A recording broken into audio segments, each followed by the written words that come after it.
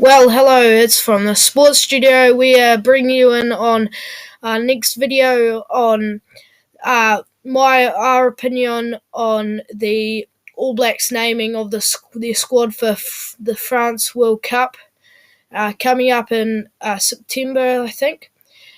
And that it's a decent squad that has a lot of balance, and it's an interesting one where they've left out a few quite crucial players that have played the part over the last few years and players that are storming up the ladders. But I think they'll be left for the future, and all the rest have a lot of balance and have enough experience and X factor to prove that they can win this World Cup. It will be tough facing Northern Hemisphere teams and playing that sort of rugby they haven't played in a long time, since last year, in about October, September last year, in the in the autumn nations, and pretty much All Blacks coming in form, hot form, picking a lot of experience in their squad.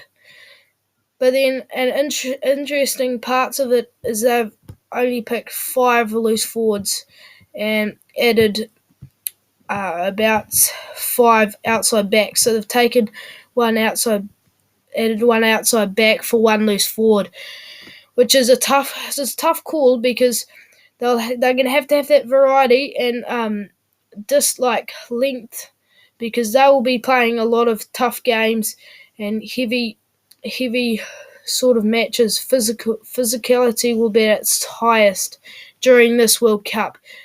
But to get on with it, we have, for the hookers, we have Dane Coles, Samisoni Tukiaho, and Cody Taylor. Those are the 3 hookers I thought would make it, and that was all they needed, pretty much. They all stood out for me, and it was pretty obvious what was going to happen with the call-ups. Then to the props, Ethan de Groot, Tyrell Lomax, Nepo Laulala, Fletcher Newell, Ofatunga Fasi, Tomaidi Williams. 6 props altogether, and it's quite a lot of experience in there. But then also it's quite a balanced sort of prop experience and new players. Like we have Tomaidi Williams, who's only played 2 caps, and Ofatunga Fasi, who's 53 caps, which is quite a lot for a prop. But altogether, it is still only Ofatunga Fasi and Nepo Laulala who have actually played in a World Cup. So those 2, I think, will most likely be playing the bigger matches. But really, who knows when it comes down to those big matches, who's going to play. One player I was surprised they left out was Joe Moody. He's a big player they left out. But I guess he is coming back from injury, and it's tough for players like him coming back from injury to come straight into top-level rugby. And it'll show these selections in the prop area will definitely show in the World Cup. They are major decisions they've decided here.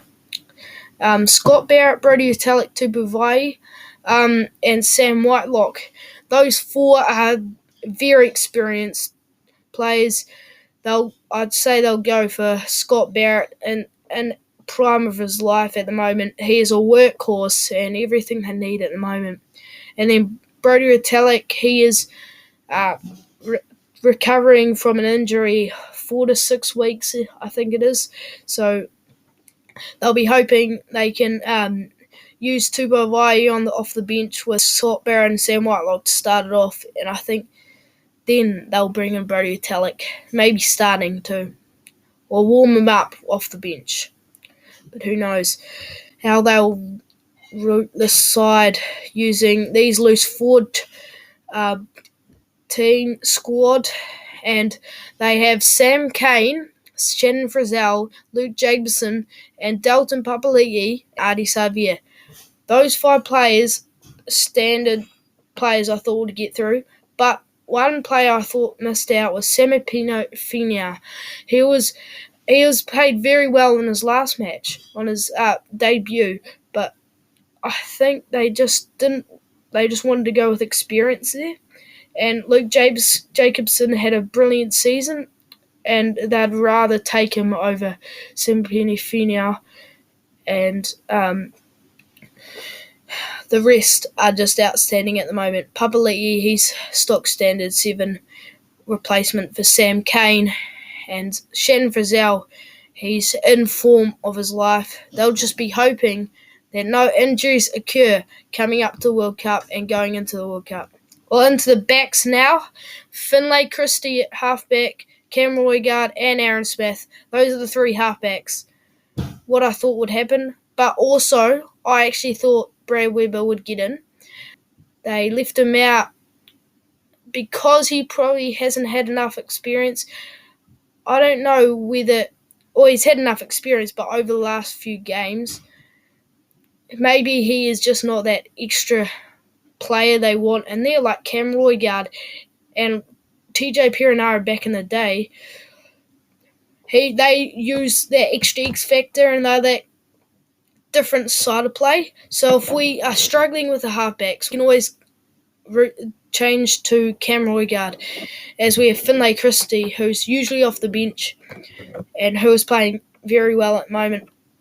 Then to the first fives, Bone Barrett, Dave McKenzie, Richie Mo'unga.